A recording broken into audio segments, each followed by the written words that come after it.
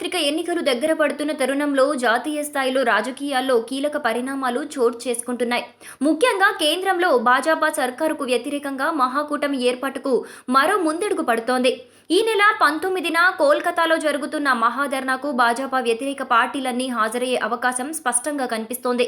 ఇదే అంశమై చర్చించేందుకు ఏపీ ముఖ్యమంత్రి నారా చంద్రబాబు నాయుడు ఢిల్లీ వెళ్లారు.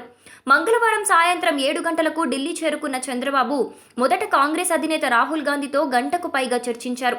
ఆ తర్వాత ఢిల్లీ ముఖ్యమంత్రి అరవింద్ కేజ్రీవాల్, ఫరూక్ అబ్దుల్లాతోని భేటీ అయ్యారు. కొందరు నాయకులతో అక్కడి నుంచే ఫోన్లో మాట్లాడినట్టు తెలుస్తోంది.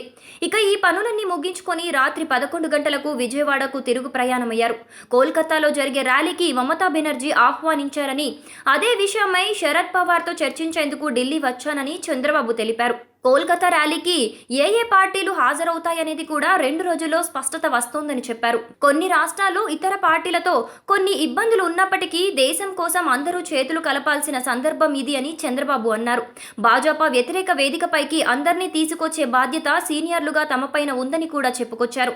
అయితే ఉత్తరప్రదేశ్లో ఎస్పీ, బీఎస్పీలు సొంతంగా సీట్ల సర్దుబాటు చేసేసుకున్నాయి. కాంగ్రెస్ ని పరిగణలోకి తీసుకొనే లేదు. మరికొన్ని పార్టీలు కూడా సొంతంగా ఎన్నికల బరిలోకి సిద్ధమన్నట్లు తయారవుతున్నాయి. భాజపా ఇతర కూటమిలో కాంగ్రెస్ నాయకత్వంలో పనిచేయడంపై కాస్త ఆలోచిస్తున్న పార్టీలు ఉన్నాయి. వీటన్నింటినీ ఒప్పించాల్సిన బాధ్యతను చంద్రబాబు తనపై వేసుకున్నారు.